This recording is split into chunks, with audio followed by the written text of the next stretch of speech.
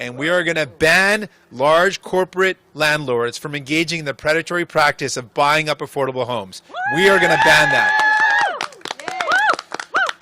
We are going to ban that practice once and for all. Jagmeet Sigh held a press conference. That's right, Jagmeet. You have earned a sarcastic nickname. I am so unhappy with you.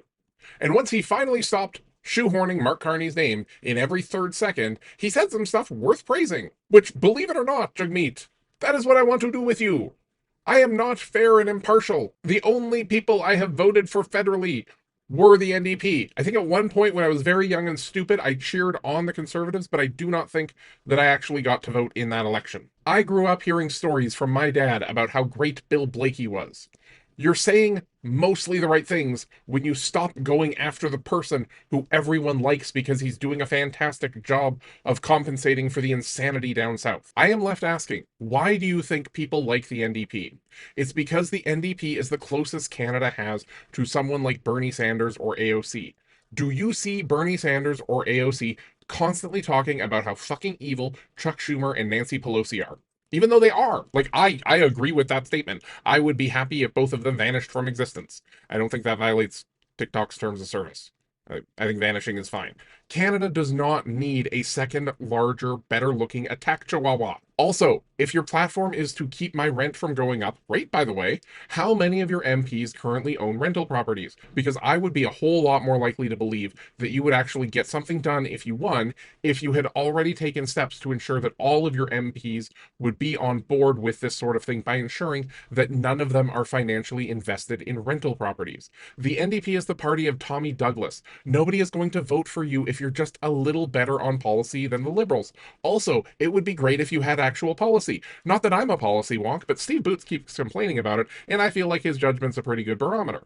Right now, Canada is literally under threat of violent annexation, and most of your strategy is to criticize Carney for being really good at capitalism when capitalism was his job. Everyone at their job does things that they don't like doing. At least most of us do. At my day job one time, I had to help an old man fix his email.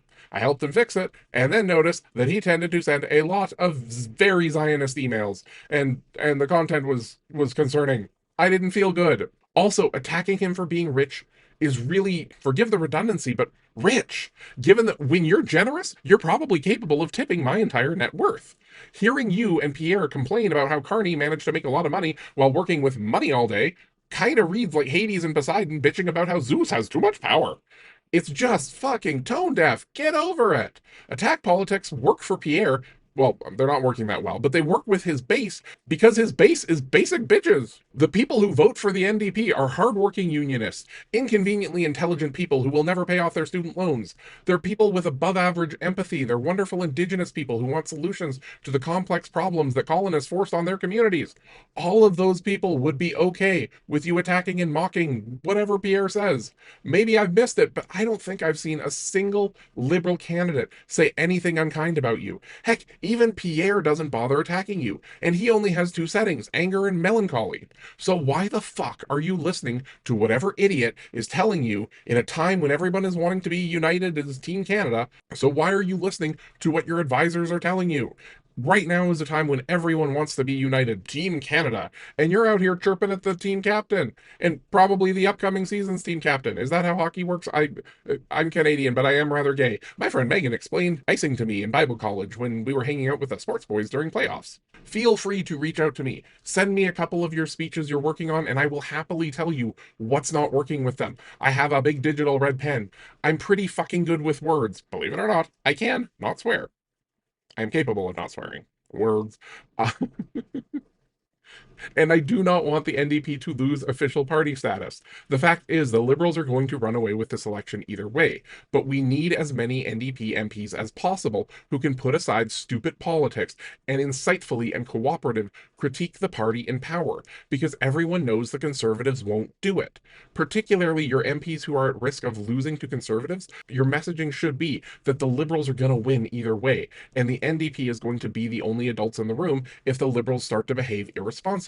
Because quite frankly, if the Liberals do start being way too friendly with big business, which is your concern, the Conservatives aren't going to complain about that. They're just going to have a money shower. it is wildly unlikely that your party wins. So you can tell Canadians about why we should still care if you're in Ottawa.